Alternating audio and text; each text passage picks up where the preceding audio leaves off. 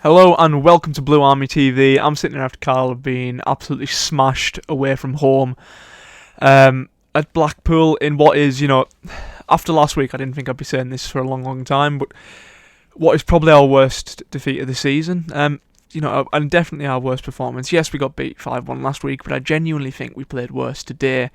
There wasn't a single shot until I think around the 70th minute, and even then there was nothing really meaningful. It took us making a lot of substitutions to even have an attempt on goal, and not even an attempt on goal, just an attempt in general. This wasn't a matter of, we didn't have any shots on targets. We didn't have any shots. We didn't get into a position where anyone thought it was, a viable option to even have a shot. And look, I know a lot's been said about the play and stuff. I know there's a lot being said about some of the players aren't good enough. It's not the effort, it's the quality, is what I hear a lot of the time. But we've seen them put good performances together, and I know the squad isn't good enough. I know that, but I also know for a fact that they're much better than what we saw today. Yes, the weather played a big factor in it as well, but that's the same for both teams. And you just look at some of the players today, and you think, well, look, Luke Plange up top, how he's still starting games, I have absolutely no idea. You look at, Alfie McCalman, as much as I like Alfie, how is he starting above the likes of Jordan Gibson, who was on the bench? Joe Garner back in the fold, that's good news. Ben Barkley, he's playing because of injury, of course. Jack Robinson, I thought, played, not great today, and it's, when one of the best left-backs in recent history is on the bench, Jack Armour, you've just got to think, and look, the big controversy coming out of today is what Paul Simpson said in his interview, and I personally really don't agree with what he said.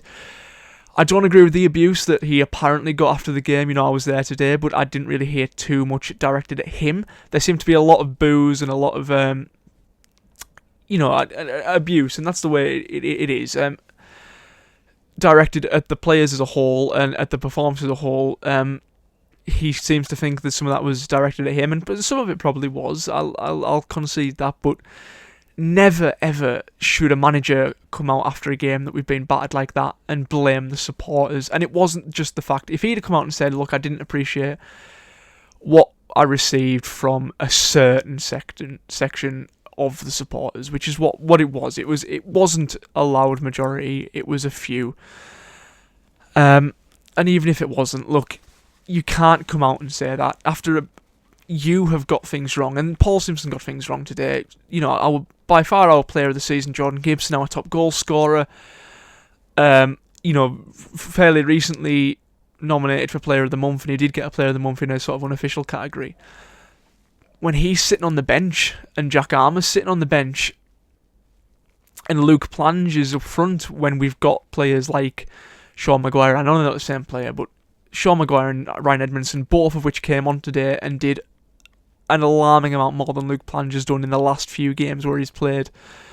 When Luke Plange is playing, and the manager has to take some responsibility for that. And look, people seem to think that by me criticising the manager, I'm wanting the manager to be sacked, and that's not at all the case. I think even if we get relegated bottom of this division, we don't win another game till the end of the season, I would never ever want him sacked. But there's also another side of the argument where people seem to think he's some sort of untouchable god that cannot be criticised. And I think, look, that certainly makes this channel very boring if you can't criticise him. And I'm going to be critical, and I'm going to say that he got things wrong today, and he got things wrong especially in his post-match reaction. And it makes me cringe a little bit because I love the man so much, and he is one of my heroes, and I hate to see him say things like that because like I said, he didn't say, I got abuse from a certain section of the fan. He said, I'm disappointed in the away support. Those were his words, word for word what he said. He said, I'm disappointed with the away support today. And he spent the vast majority of his interviews, both on the official media channels and local radio, slating the away fans, not for one moment taking any responsibility himself. And look, he said that the players aren't good enough. Not taking any responsibility, and I think that's wrong. I just think it's wrong that so many people, and we've got one of the best away following in the country. Thousands today. We could have sold more if we'd have been allowed. if they'd have opened up for the rest of that stand that for some reason they kept shut.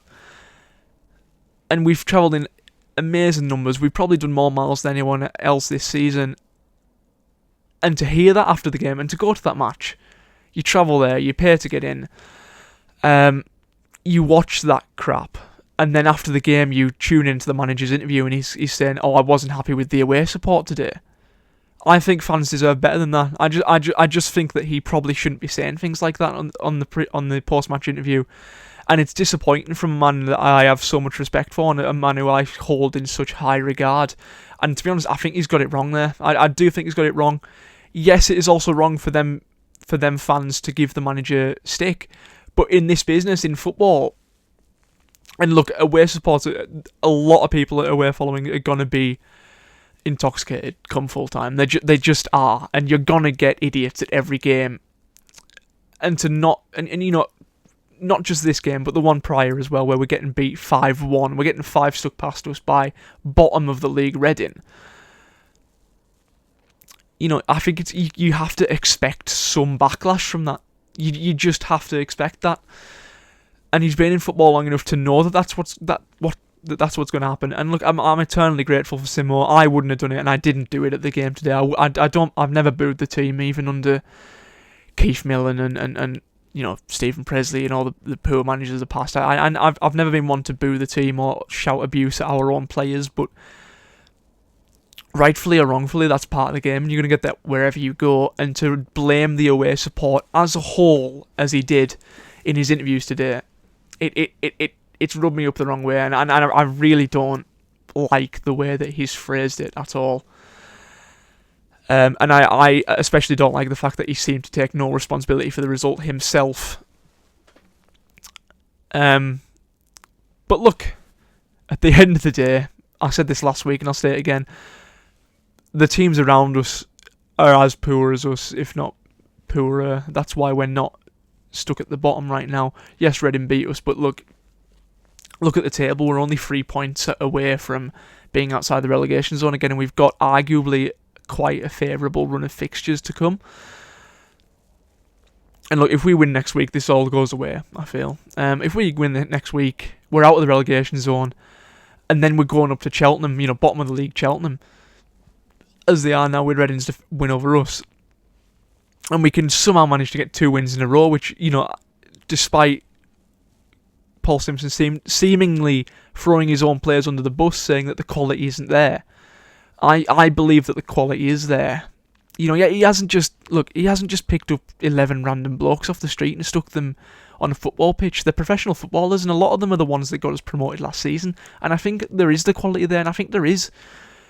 Maybe there isn't the quality to put a run together in League One or to even stay up in League One, but there's more quality there than to get pumped in the way we have done in the last couple of games. And I think he knows that, and I think the fans know that, and I think fans need to know that fans know that it needs to change, and I think even Paul Simpson knows that it needs to change quickly to get us through to January, where hopefully we can then get the reinforcements we need with the American money to move forward.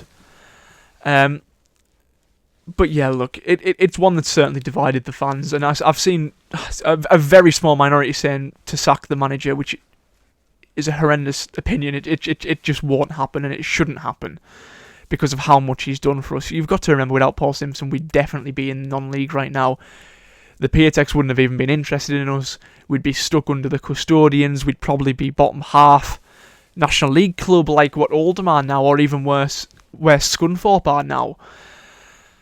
But despite that, he is a football manager, and football managers do, as part of the job, come under a lot of criticism, and he will do for today. And I think, look, I feel like I'm repeating myself, but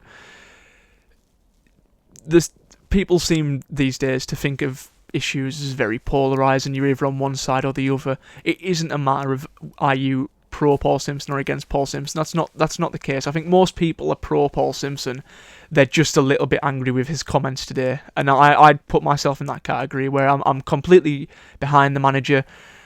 I just think some of his comments today were mistimed, and I think really the manager of a professional team shouldn't be saying that kind of thing. But yeah, let me know what you think in the comments. I suspect this is going to be a video that gets quite a lot of backlash and a lot of debate in the comments. But yeah, let me know what you think. Please like the video or dislike the video, depending on your opinion. Leave a comment, let me know what you think, and in a bit.